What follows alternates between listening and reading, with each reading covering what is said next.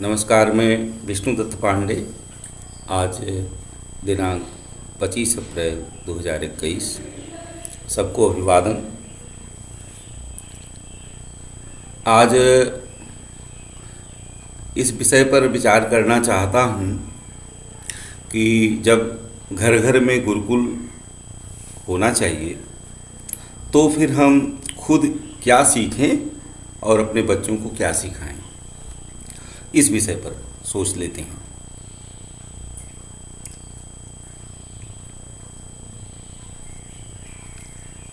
ये कहते हुए सुना गया है, बात भी सही है, कि हमारे अंदर कुछ विशेषताएं हैं जो विशेषताएं जानवरों के अंदर भी हैं।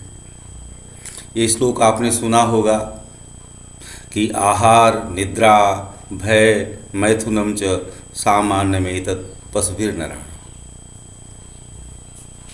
आहार, निद्रा, बच्चे पैदा करना, ये सारी विशेषताएं हमारे भी अंदर हैं, जानवर के भी अंदर हैं। जानवर भी अपने बच्चे को सिखाता है कुछ, हम भी अपने बच्चों को कुछ सिखाएंगे, कुछ सिखाते हैं। जानबूझ के सिखाएं चाहे ऐसे ही सिखाएं, स्वभावतः हम सिखाते हैं। यह भी जानवर में और हमारे में समान है। तो जानवर से कुछ चीज़ हमको अलग करती हैं। वो चीज़ें क्या हैं, इसे हमें पहले पहचान लेना होगा। तो आहार निद्रा भय मैथुनम च सामान्यमेतत् पशुभिर्नराणाम्। धर्मो ही एको तेषामधिको विशेष। उसमें धर्म ही एक ऐसी चीज़ है जो जानवर में नहीं होती, हम आदमी में होती है। इसलिए हम जानवर से भिन्न हो जाते हैं, अलग हो जाते हैं। ये धर्म क्या है, बात की बात है। अभी एक और श्लोक कोट करते हैं, वो है कि साहित्य संगीत कला विहीन साक्षात पशु पुच्छ विषानहीन। जिसके अंदर साहित्य नहीं है, संगीत नहीं है, कला नहीं है, वो सींग और पूंछ से रहित जानवर माना जाता है। एक और श्लोक इसी से जुड़ा हुआ है कि जैशाम न विद्या न तपो न दानम ज्ञानम न शीलम न गुणो न धर्म ते मर्तलोके भूय भारभूता मनुष्य रूपेण मृगाश्चरन्ति। कुछ ऐसे भी हैं, मनुष्य रूप में जानवर चरते रहते हैं, जिनमें न विद्या न तपो न दानम ज्ञानम न शीलम न गुणो न धर्म। तो ये वो चीज़ें हैं जो हमें जानवर से अलग करती हैं। अगर हम देखें कि हमारे पर्सनालिटी में क्या क्या विभाग हैं, कौन कौन सी चीज़ें हैं, तो हम पाते हैं कि सबसे निचले स्तर पर हमारे अंदर जैविक प्रवृत्तियां हैं। जैविक प्रवृत्तियां, इनको अंग्रेजी में एनिमल एपेटाइट कहते हैं। जैविक भूख, भूख है, खाने की भूख, सोने की भूख, सेक्स की भूख। ये भूख ब्लाइंड भूख, ब्लाइंड फोर्स है। ये केवल जब लगती है तो अपनी तृप्ति चाहती है। कैसे होगा ये नहीं पता। ये जो जैविक वृत्ति है, इस लेवल पर हम और जानवर बराबर होते हैं। वही जो पहले वाले श्लोक में बताया था, आहार निद्रा भय मैथुनम च सामान्यमेतत् पशुभिर्नराणाम्। तो ये जो जैविक प्रवृत्ति है, मेरे में जानवर में बराबर है। इस लेवल पर हम जानवर हैं। इसकी जानवर की, मनुष्य की परिभाषा दी गई है, अरिस्टोटल ने दिया कि मैन इज रेशनल एनिमल। तो मूलतः हम एनिमल हैं। हाँ, रेशनल हैं, बौद्धिक हैं, विचारशील प्राणी। तो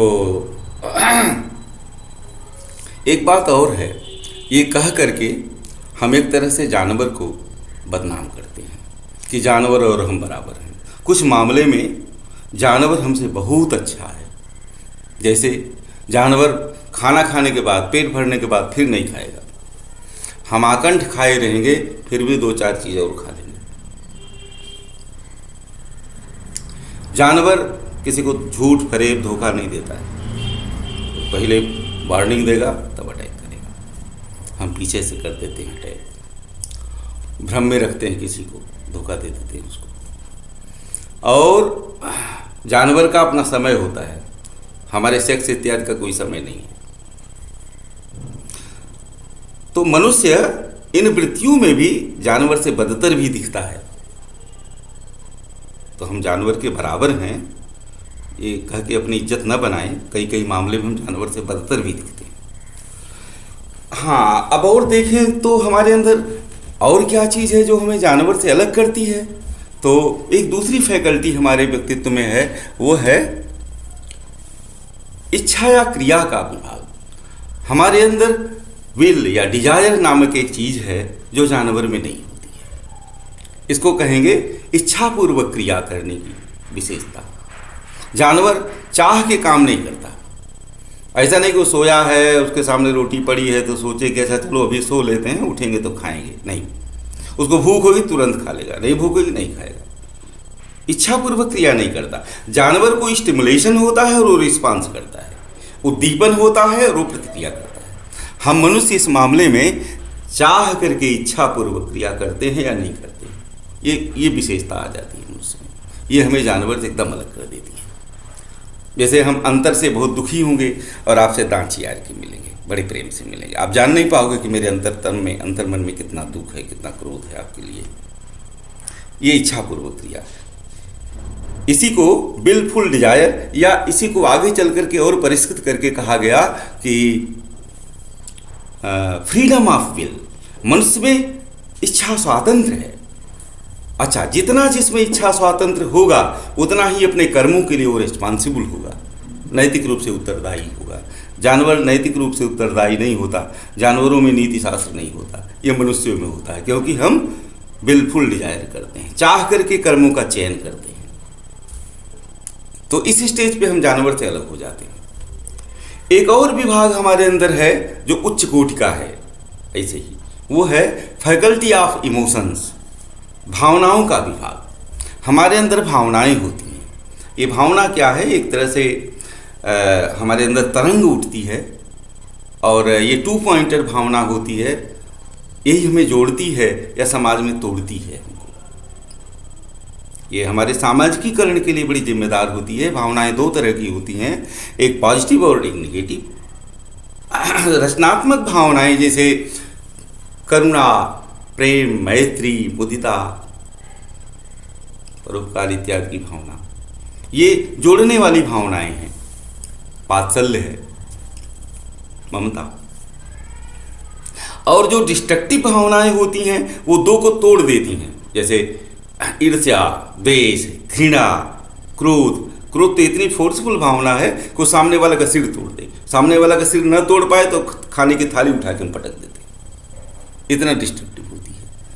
तो ये जो भावना का विभाग हमारे अंदर है, ये देखने से लगता है कि तो जानवर के भी अंदर है।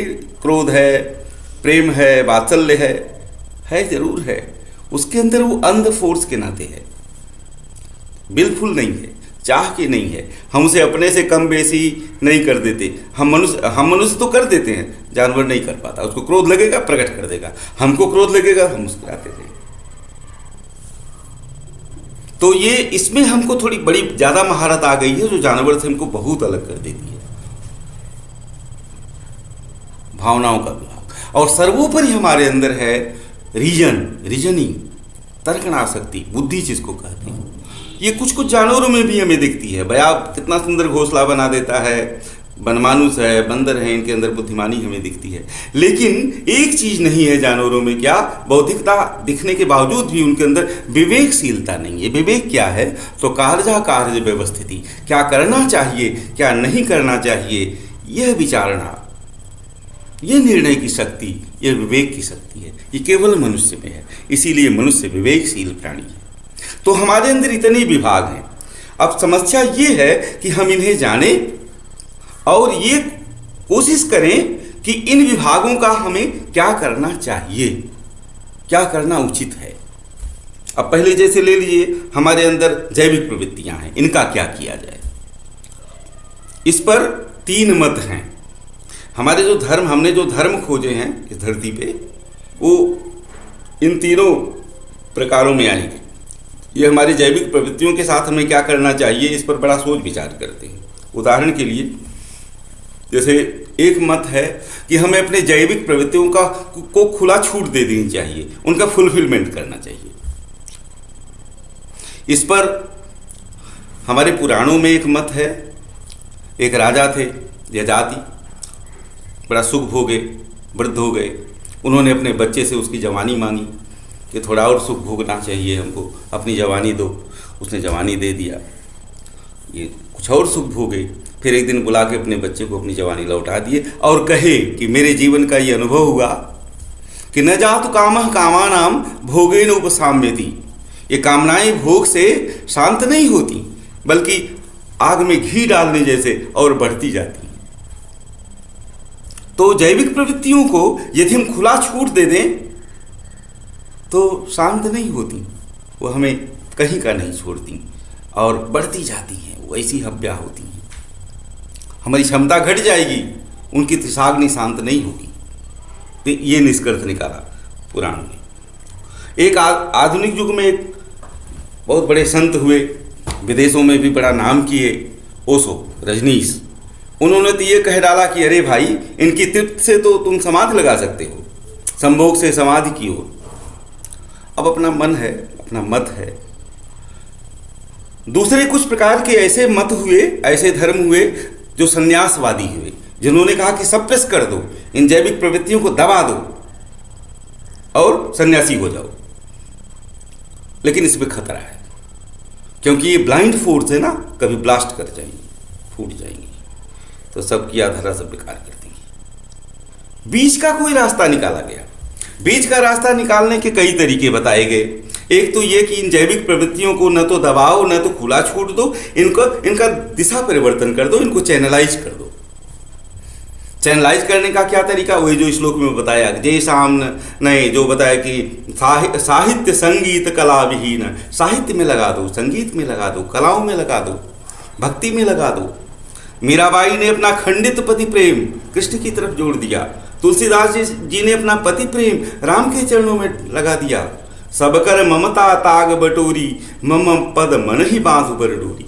ये चैनलाइजेशन है, उदात्तीकरण है। उस प्रेम को सबके लिए कर दो, ये उदात्तीकरण है। सबके लिए कर दो माने क्या सुंदर अपने यहाँ व्यवस्था है। रामचरितमानस में वर्णन है कि सीता जी पुष्प वाटिका में पूजा करने गई पार्वती जी का। वहाँ एक स्तुति कराया है तुलसीदास जी ने कि जय जय जय गिरिराज किशोरी, जय महेश मुख चंद्र चकोरी। कि पहले स्त्री किसी की लड़की होती है, फिर किसी की प्रेमिका या पत्नी बनती है, फिर एक दो बच्चों की माँ बनती है, जय गजबदन षडानन माता। फिर धीरे धीरे उसकी ये स्टेज आ जाती है कि वो जगत जननी हो जाती है, सबकी मैया हो जाती, बुढ़िया माई, हे बचवा, पूरा संसार उसका फिर बचवा हो जाता है। तो ये है उदात्तीकरण अपने इन छोटी छोटी वासनाओं का, छोटी छोटी ये जो एपेटाइट है इनका, उदात्तीकरण। तो चैनलाइजेशन करो, उदात्तीकरण करो, धर्म ये सिखाता है। या उनका संतुलित वो करो, व्यवस्था करो कि न वो दबें न कुचलें और न बहुत ज़्यादा उभरें। बीच का कोई मार्ग निकालो, मध्यम मार्ग, जैसे बुद्ध जी कहते हैं मध्यम मार्ग। तो कुछ धर्म है जो मध्यम मार्ग की बात करते हैं। तो ये धर्म जो है वे ऑफ लाइफ हो जाते हैं, हमें जानवर से आदमी बनाने की कोशिश करते हैं, अब आदमी या फिर और ऊपर देवता। एक बात और हमें सीखना और सिखाना है कि हम मनुष्य ही सब कुछ नहीं हैं, हमसे नीचे भी बहुत लोग हैं, हमसे ऊपर भी बहुत लोग हैं। हमसे नीचे प्राणी जगत है, उसके बाद और नीचे वनस्पत जगत है, नदी पेड़ पहाड़ हैं, हमारा भौतिक जगत है। हमसे ऊपर मनुष्येतर जातियाँ हैं, अर्ध दिव्य जातियाँ हैं, दिव्य जातियाँ हैं, देवता हैं, और ऊपर पितर लोग हैं, गंधर्व हैं, सब है। तो अगर हम जानवर बनते हैं या जानवर से नीचे जाते हैं तो ये तो मेरा अधोपतन है। 84 लाख जोनियों में चक्कर में ऊपर उठ करके तो हम मनुष्य बने हैं, अगर नीचे जाते हैं तो अधोपतन है। हम तो मनुष्य बने या मनुष्य के ऊपर उठे, ये हमें सीखना है और ये हमें बच्चों को सिखाना है कि हम इस पूरे कास्मास में, पूरे इस समूचे के संदर्भ में हम कहीं अलग थलग नहीं हैं, सब में निबद्ध हैं, जुड़े हुए हैं। हम समग्र ऑर्गेनिक होल के एक पार्ट हैं, सबके साथ हैं तो हमारा महत्व है, सबसे अलग हैं तो हम बेकार हैं। जैसे मेरे शरीर में ये हाथ है तो काम कर रहा है, काट दिया सड़ना शुरू हो जाएगा, इसका अपना कोई महत्व नहीं है। तो यूनिवर्स के पूरे के संदर्भ में इंडिविजुअल क्या है ये उसे बताना है कि हम इतने गए गुजरे भी नहीं हैं और इतने केंद्र भी नहीं है सृष्टि के। हम अमृतस्य पुत्र हैं, हम मूल रूप से पापी नहीं हैं, दीनहीन नहीं है। उसको ये बताना है कि देखो इस समय अरबों खरबों लोग संसार में हैं, कोई मेरे जैसा नहीं है। खरबों लोग पैदा हो गए, मर गए, कोई मेरे जैसा नहीं हुआ। अभी अरबों खरबों लोग पैदा होंगे, कोई मेरे जैसा नहीं हुआ। एकमेवाद्वितीयम, इस परम सत्ता, ये जो परम सत्ता है जिसका ये जगत है, वो परम सत्ता भी एकमेव द्वितीय है। इसलिए मैं उसका अव्यक्ति जो मैं उसका जो अव्यक्तिकृत रूप हूँ वह भी एकमेवाद्वितीय हूँ। ये सीखना है, बच्चे को सिखाना है और हमें खुद समझना है। तो आज मेरा ख्याल है कि ज़्यादा हो गया, इसलिए मैं यहीं पे समाप्ति कर चाहता हूँ और फिर मिलते हैं हम अगले श्रृंखला।